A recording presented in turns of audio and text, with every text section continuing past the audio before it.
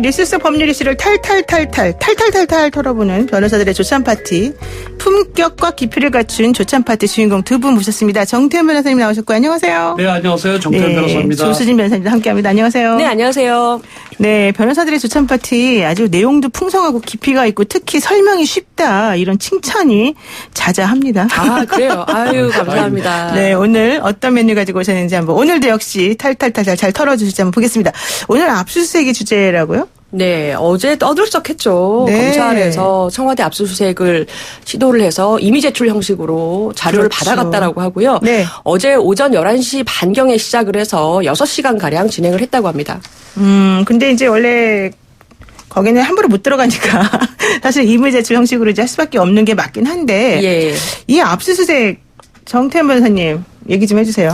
예, 압수수색은 그러니까 어떤 사람이 어떤 물건을 가지고 있으면 네. 그걸 강제로 가져가는 거거든요. 그러니까 인권 침해가 될 수밖에 없는 거죠. 그래서 그렇죠. 이제 강제 수사라고 하죠. 그래서 그런 압수수색할 때는 반드시 법관이 발부한 압수수색 영장이 있어야 됩니다.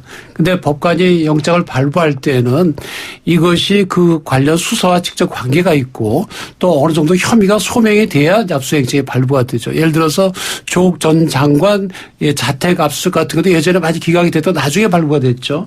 그래서 어느 정도 소명이 돼야 되는 거고 청와대도 물론 당연히 압수수색 대상이긴 하지만 우리 이제 형사소송 보면 군사상 비밀이 있는 경우에는 책임자 승낙이 받아야 되고 있어야 그렇죠. 되고 또 가서 직접 뒤지기보다는 청와대에서 이제 임의로 제출하는 방식 좀 더 모양이 좋다 그래서 그런 것이지 법에 뭐 임의 제출을 하도록 되고 그렇지는 않습니다.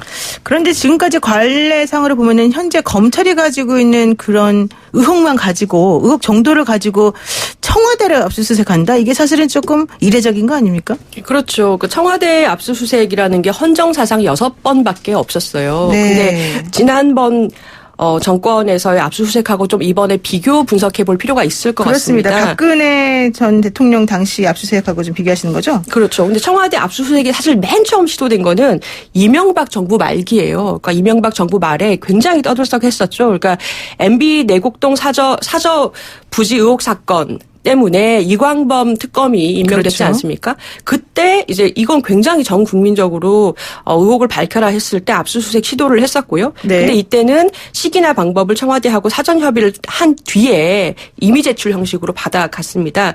그 뒤에 이게 2012년이고요. 그 뒤에 2016년 한 번, 2017년 두 번 이렇게 전부 국정농단 사건, 그러니까 박근혜 대통령의 국정농단 사건 관련해서 압수수색을 실제로 시도를 했고 이때도 역시 임의 제출 형식으로 제출을 받았었습니다. 근데 이제 문재인 정부 들어서 요번이 두 번째 청와대 압수수색 영장이 나온 건데요. 2018년 12월 26일에 특감반 사찰 의혹이라는 게 있었지 않습니까? 네. 그때 좀 이따 또 말씀드릴 텐데 그때 한 번 그리고 지금이 두 번째입니다. 근데 이명박 박근혜 정부 때의 그 검찰의 압수수색하고 이번하고 저는 좀 비교되는 면이 있더라고요. 어떤 게요? 뭐냐면 이명박 때는 MB 내곡동 사저 부지 의혹 이거는 대통령 개인에 직접 관련된 개인 비리가 아니었나라는 점이 있고요. 네. 박근혜 대통령 때는 국정농단 사태가 뭡니까? 엄청난 일이었잖아요. 그렇죠. 예, 대통령이 이 샤머니즘에 빠져서 뭐 이런 얘기도 있었고요. 엄청난 의혹이었어요. 네. 그렇다면 사실은 압수수색을 하는 것도 어느 정도 국민들이 이건 좀 이해할 만하다라는 건데 문재인 정부 들어서 두 번의 압수수색의 특징은 대통령 개인 비리가 아니고 그 밑에 있는 그 민정실에 대해서 어떠한 업무상의 잘못이 있지 않느냐?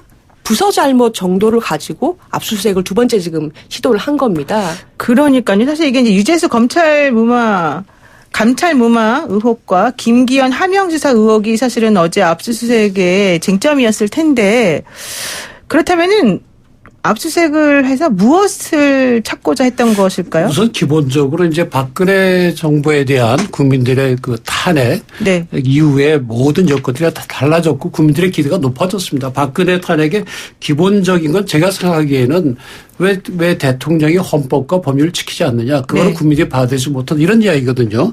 그래서 이 정부에 있어서도 대통령이건 또는 그 누구건 간에 법을 어기고 헌법을 어기는 거에 대해서는 국민들이 더 용납하지 않습니다. 그래서 이번의 경우에 이제 그 청와대에 대한 압수수색도 법관이 발부한 거거든요. 그렇죠. 그래서 법관이 발부를 할 때는 아까 말씀드린 대로 압수수색 영장이 인권 침해의 소지가 있기 때문에 상당히 신중하게 검토하고 그 검토 끝에 발부된 것인데 기본적으로 이것은 뭐 대통령에 대한 압수수색이 아니고요. 민정수석실에서 이 불법적인 뭐 직권남용이라든지 그러니까 민간인 사찰이라든지 또는 이번에 유재수 감찰 무마 의혹이라든지 또는 울산시장 선거 개입이라든지 그런 점에서 불법 여부에 관해 수사를 하기 위해서 필요한 자료를 확보하기 위한 거니까 형사소송법상으로서는 적법한 걸로 보입니다.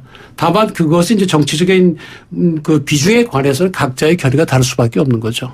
그런데 저는 조금 예전보다 법원이 압수수색 영장을 상당히 쉽게 잘 내준다 이런 예. 생각을 조금 안 할 수가 없네요. 제 개인적인 경험으로. 예, 그런 말씀들 그렇고. 많이 하시는 것 같아요. 특히 네. 뭐 조국 장관 관련해서 70번 압수수색을 했다. 그렇죠. 예, 이런 일이 있고 얼마 안 돼서 청와대에 대해서 일개 부서일 때문에 압수수색 영장을 또 내죠. 이런 네. 좀 정서가 국민들 사이에 있으신 것 같고요. 특히 이제 민주당에서도 어제 이재정 대변인이 검찰은 정치하지 마라. 네. 이렇게 일가를 했어요. 근데 사실 이게 지금 시기가 굉장히 민감한 게 검찰 개혁 법안이 지금 패스트 트랙에 올라 있지 않습니까? 네. 공수처 설치라든지 이 상황에서 검찰에서 청와대를 압수수색했다는 거는 누가 봐도 이거 혹시라도 그 검찰개혁 법안에 대해서 뭔가 압박 아니야? 이런 생각을 할 수밖에 없고 근데 법원에서 또 이 영장을 내주셨단 말이에요. 그러니까 네. 이걸 너무 기계적으로 청와대라는 곳이 굉장히 군사적 기밀뿐만 아니라 대통령이 직무를 보는 곳이고 그렇다면 정치행위가 당연히 있을 수밖에 없는 곳인데 뭐 위법의 소지가 있다. 범죄 혐의가 소명이 됐다. 그럼 압수수색을 내줘야지. 이런 식으로 약간 좀 기계적으로 집행된 게 아닌가 싶고요. 네. 이게 계속되면 사실 이 청와대 압수수색이라는 게 계속될 수도 있는 거잖아요. 왜냐하면 거기가 온갖 그런 뭐 감찰 같은 게 첩보가 올라가고 네. 민정실이라는 게 그런 곳입니다. 그래서 고위공직자들 뭐 부패나 비리나 여러 가지 첩보 감찰 부서거든요.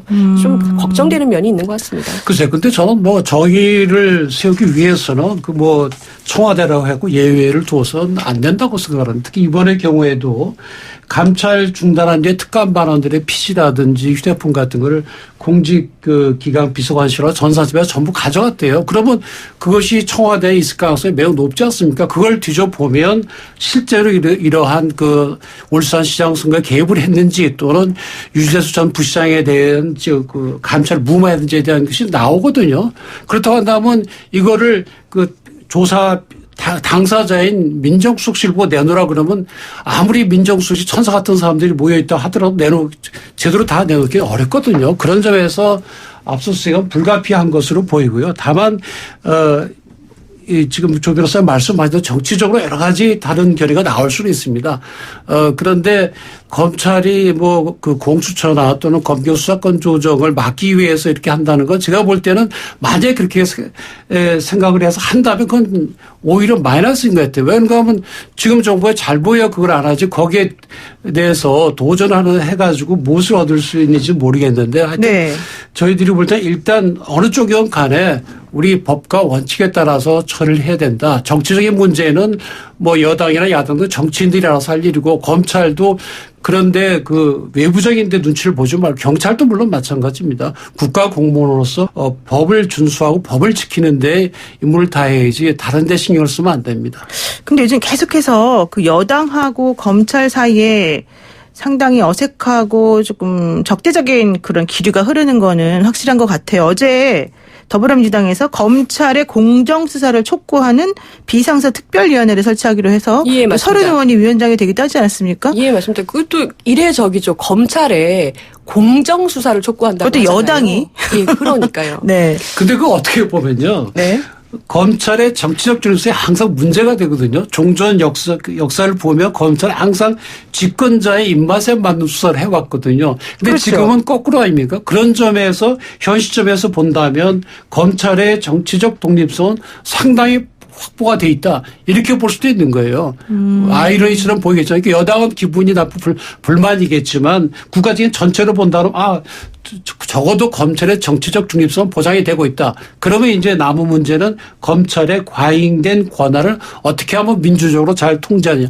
그 문제만 남게 되는 거죠. 근데 검찰의 정치적 중립성이라고 지금 우리 정태현 변호사님께서 말씀을 하셨지만 오히려 검찰이 중립적인 게 아니라 정치검찰처럼 변하고 있다 이런 얘기도 나오던데요. 그런 그 비난이 나올 수밖에 없죠. 지금 당하는 입장은 여당이니까요. 그러니까 제가 말씀드린 건 지금까지는 주로 이제 집권당 또는 집권 세력을 위해서 열심히 일을 해온 그런 나쁜 그런 역사가 있는데 이제는 살아있는 권력에서 칼을 대니까 그건 아주 좋은 현상이고 반면에 그것이 야당과 손을 잡았다든지 야당의 정치적 이익을 위해서 한다면 그건 또 다른 정치적 중립에서 어긋나는 거니까 그것도 마땅히 이제 배제해야 되는 거고 만약 그렇다고 한다면 지금 여당에서 말씀하신 것처럼 정치검찰권을 행사하지 말라 그 말도 뭐 맞는 얘기로 볼 수도 있는 근데 거죠. 지금 좋은 말씀을 해주셨는데 역대 정부 중에서 이렇게 검찰을 치려고 한 정부가 없었죠.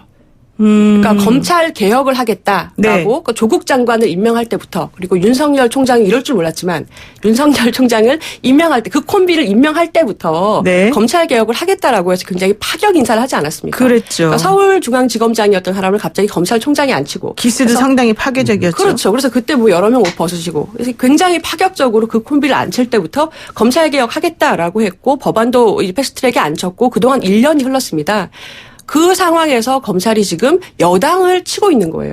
네. 당연히 정치적인 중립성을 의심을 받고 이렇게까지 한 일이 없었다는 것은 사실은 검찰 조직이 그만큼 이 정부로부터 어떤 자기들의 위험을 느낀다라는 거를 표현하는 게 아닌가 이렇게 지금 계속 의심받을 수밖에 없는 상황인 거죠. 그렇죠. 그런 의심은 받는데 제 개인적인 생각은 앞으로 어느 정권이 들어서더라도 검찰이 살아있는 권력에 대해서 이렇게 도전하는 그런 모습을 보여줘야 국민들로부터 지지를 받을 수 있을 것으로 보입니다. 다만 아까 말씀드린 대로 그렇다고 해서 야당하고 손잡아서 뭐 여당을 공격하는지 그래서는 안 되죠.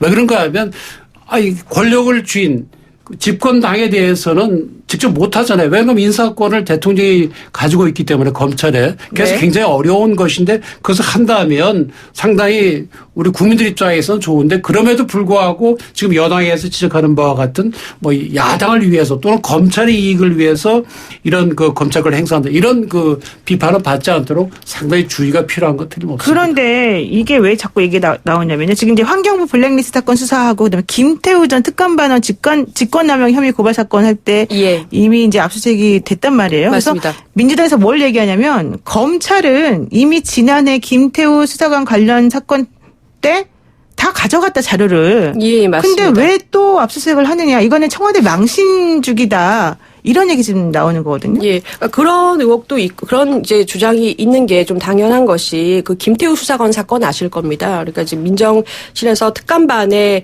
소속돼서 그 검찰 그 수사관이죠. 수사관 출신으로서 파견됐던 거죠. 그래서 그분이 이 특감반에서 민간인에 대한 정보를 수집하고 있다라고 갑자기 폭로를 했는데 네. 그 당시 그 김태우 수사관 그리고 그 폭로 때문에 문재인 정부 들어서 처음 그 청와대 압수수색이 이루어지게 됐었는데 그 김태우 수사관은 그 당시 그러니까 폭로를 할 당시에 본인 자신이 건설업자들로부터 골프 접대나 금품 향응을 받은 의혹으로 수사를 받고 있었어요. 네. 그러니까 수사를 받다가 그리고 또 어떠한 수사에 또 개입하려고 하는 그런 의혹도 있었고 그러니까 김태우 수사관이 본인이 수사받다가 갑자기 공익제보자처럼 청와대에서 감찰합니다라고 폭로를 하면서 이게 이렇게 막 여러 가지 뭐 이게 뭐 민간인 사찰이네 이런 식으로 의혹으로 번졌고 그 결과 검찰에서 압수수색을 했던 겁니다. 근데 그런 의혹임에도 불구하고 청와대에서 당시에 임의 제출 형식으로 협조를 했어요. 그러니까 청와대 입장은 지금 그 당시에도 억울했지만 당시에 모든 자료를 다 줬다. 그런데 그 당시에 이미 자료를 준 유재수 부산 전 부시장 건 관련해서 다시 또 재차로 압수수색을 들어오니까 네. 억울하다. 이런 얘기가 당연히 나오는 거죠. 근데 지금 이제 우리 뭘 압수수색을 해가는지 모르겠는데 네. 그야 뭐 지금 검찰도 형사사건 공개금지 규정이라서 뭐 입을 열면 뭐 엄벌하겠다 그러니까 입을 다물겠어 구체적인 건 모르겠는데 뭐 언론을 통해서 나오는 이야기는 지난번 이제 작년 12월에 한 거는 청와대가 민간인 사찰을 했다. 그런 의혹을 수사를 하기 위한 것이고 또 이번의 경우에는 유재수 전 부시장의 그 감찰 중단한 그 의혹을 한 거기 때문에 의혹이 다릅니다. 그래서 그래서 작년 12월에 뭐 청와대 민정수석에서 얼마나 많은 자료를 줬는지 모르겠지만 수사의 목적이 다르기 때문에 아마도 구체적으로 그러니까 그 청와대에다 몸을 달라고 요구를 했을 때 작년 12월 달에 유재수 전 부시장 감찰력에 관한 자료를 달라고 그랬을 것 같지는 않아요. 네. 이건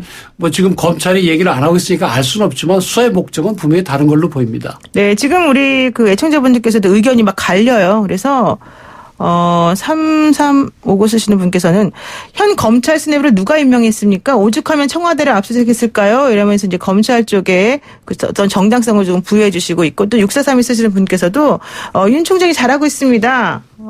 검찰이 당연히 그렇게 써야 되는 거 아닙니까? 이런 얘기를 이제 하시기도 했고요. 또 반대쪽에 계신 분께서는 7365 쓰시는 분이 정치 검찰이 아니라면은 왜 이런 식으로 편파적으로 수사를 합니까? 이런 의견을 지금 또 보내주고 계시기도 하고요. 또 어떤 분 7681 쓰시는 분께서는 이런저런 의심하지 말고요. 사법에 대한 것은 사법부에 맡겨둡시다. 이런 얘기를 지금 하고 계시거든요. 그러니까 사실 국민들도 전부 다 좀 헷갈려하는 거, 내지는 각자 입장에서 양쪽의 의견이 팽팽하게 갈리고 있는 거 아닌가, 이런 생각이 좀 듭니다.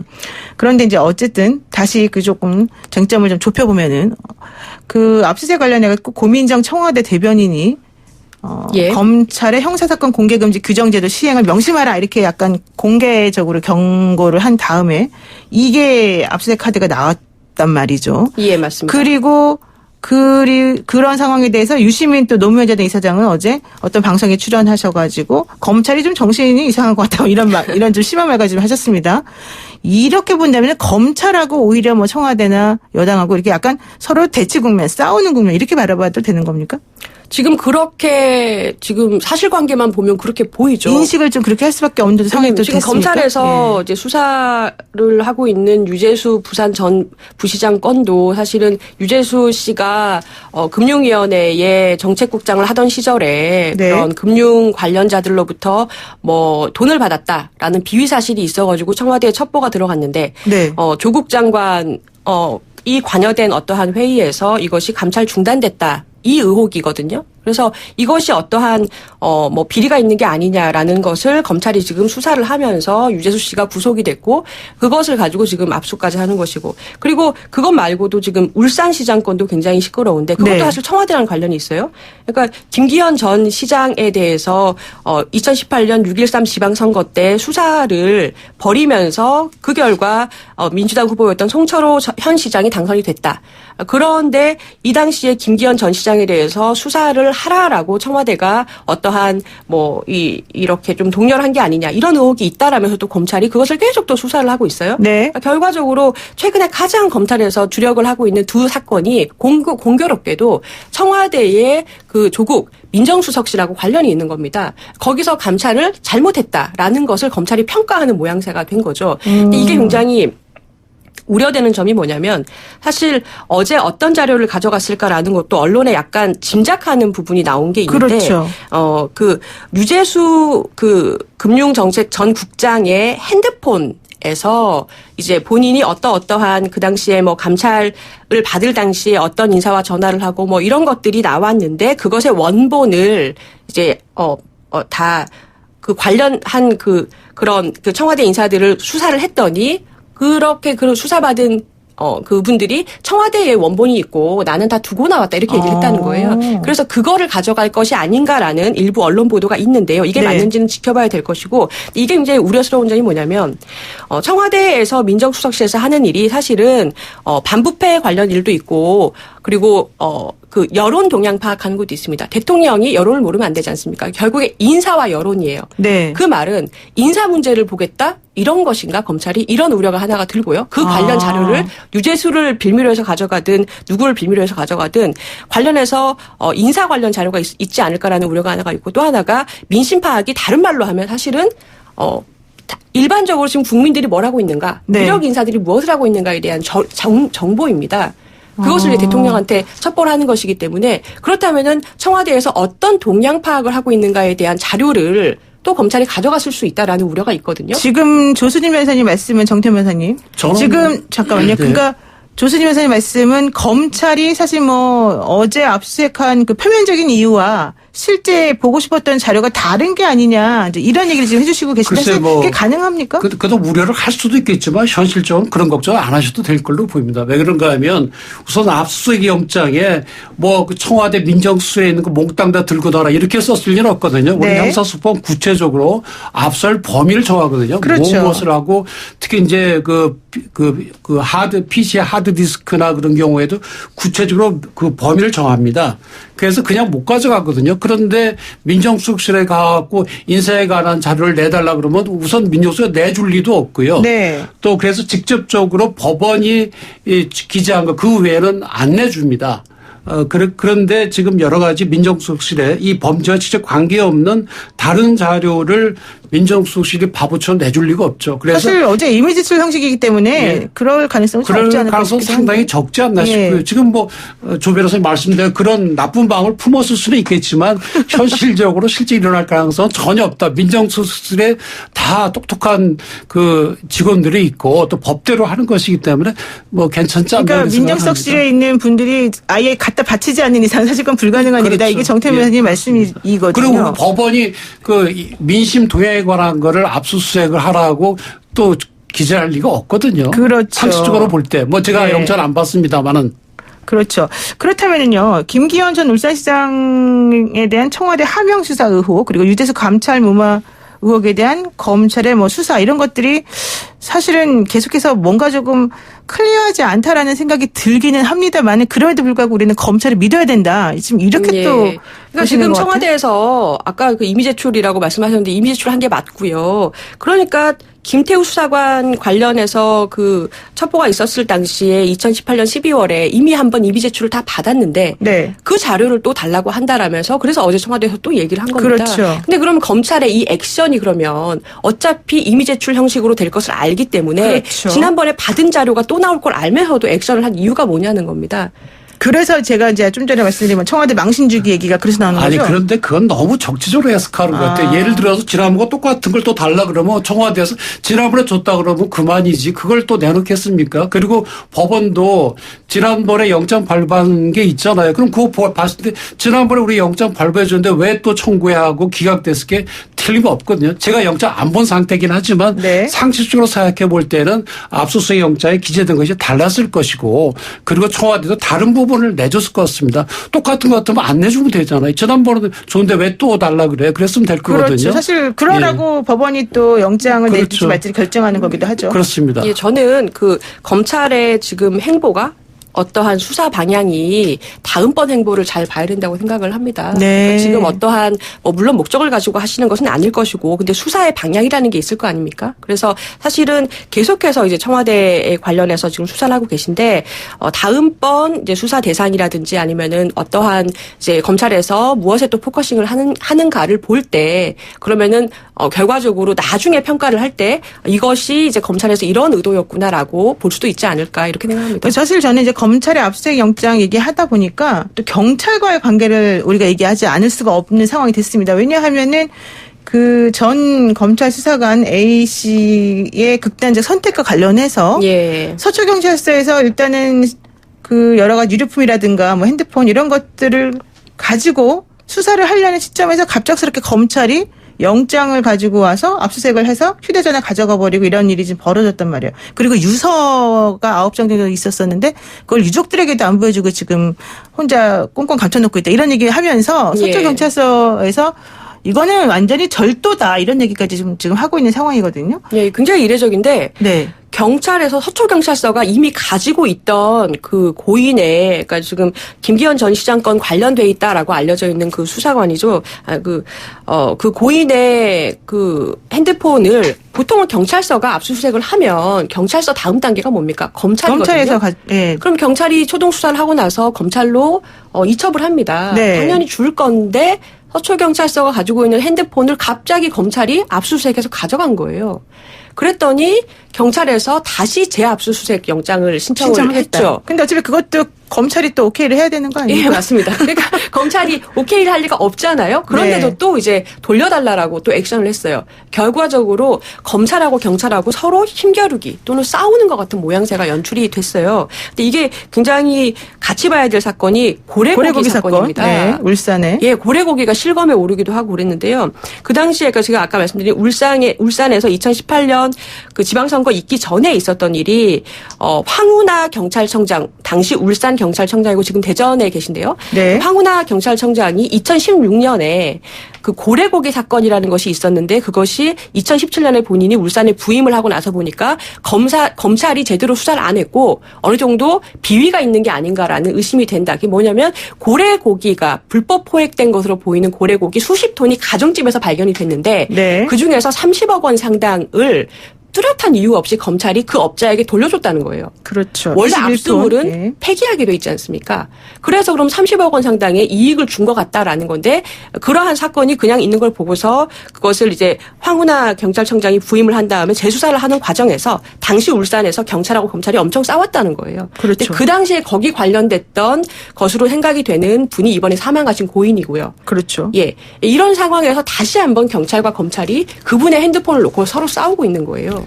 근데 그 점에 관해 갖고 국민들이 이제 분명히 아셔야 될 것이 경찰이 하는 수사와 검찰의 수사는 전혀 다릅니다. 네. 경찰이 하는 거는 형사소송법 225에 따른 변사사건 수사거든요. 네. 변사사건이란 뭔가 하면 자연적으로 돌아가시거나 병으로 돌아가시거나 그런 것이 아니고 변고에 의한 죽음. 그러면 자살이나 타살이겠죠.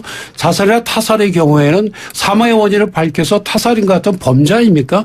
그래서 그 변사 사건을 이제 지금 경찰이 하고 있는 거고요. 그런 점에서 이제 일반적으로 변사 사건의 경우에는 사망의 원인이 이 범죄와 관계가 없으면 그걸로 종결이 됩니다. 그래서 그거에서 예를 들어 이 사건의 경우에 휴대폰의 유서 같은 거를 검찰로 넘어가지가 않고요. 안 넘어가요? 전혀 안 넘어가죠. 부검 결과 지금 자살로 이제 판정이 되고 또 이것이 다른 범죄 예를 들어서 뭐 타살이 있었다든지 아니면은 뭐 좀 자살하도록 강요돼 그런 게 보이지 않는 한 여기서 사건이 끝이 나는 거고 그분의 유류품은 유족에 돌려주는 것이 원칙입니다. 그래서 경찰이 하고 있는 거는 변사사건 수사를 하고 있는 거고요. 검찰이 하고 있는 거는 울산시장 선거에 개입한 건 직권남용죄라든지 또는 유재수 전 부시장의 비리 그 감찰 무마라든지 그 사건을 수사하는 거기 때문에 전혀 다른 일을 하고 있는 겁니다. 그런 점에서 이게 같은 사건을 두고 둘이 경찰과 검찰이 싸우는 게 아니라 하는 수사가 전혀 틀리고 목적이 전혀 다릅니다. 그런데 예를 들어서 사건이라 하더라도 검찰이 수사지휘에서 정리해야 되는 거 아니에요? 아니 그렇다 전혀 다른 사건이죠. 그러니까 경찰이 하는 거는 이분의 사망이 타살의 혐의가 없다. 그럼 그걸로 더 이상 조사할 필요가 없는 겁니다. 그렇게 보고를 하죠, 검찰이. 아니, 그러니까 그렇죠. 수사를 해서 네.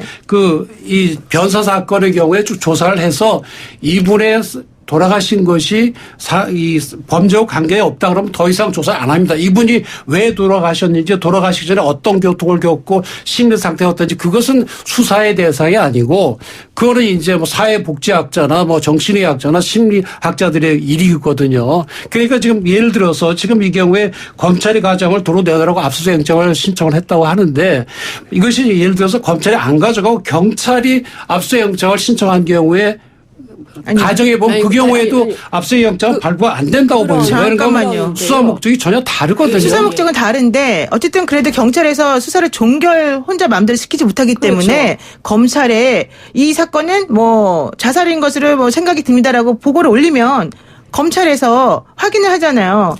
갖고 와봐라. 아니다 이렇게. 아니, 노영희 갖고 변호사님 와보진 역시 않아요. 참전을 하셨네요. 변호사셔서. 유능한 변호사셔서. 저도 강력부 검사를 1년 넘어 했지만. 맞아요. 우린 또 검사가 아니니까. 검사 출신에게 또. 물건을 보지는 않고 특히 이제 돌아가신 분의 경우엔 억울하게 돌아가신 분은 그 사망 원인을 밝혀서 상대를 처벌해야 되지만 그것이 아니라고 한다면 근데요. 고인의 이게 빨리 이제 수사를 마쳐서 검찰에서 장례를 치르도록 하는 게 원칙이거든요. 네, 맞습니다. 알겠습니다. 변호사들의 조찬 파티가 오늘 막 엉망진창 파티가 될 뻔했는데요. 네, 오늘 여기까지 듣기로 하고요. 나머지는 다음에 다시 한번 더 기회를 마련하도록 하겠습니다. 고맙습니다. 네, 감사합니다. 고맙습니다. 네, 정태원 조수진 변호사였습니다.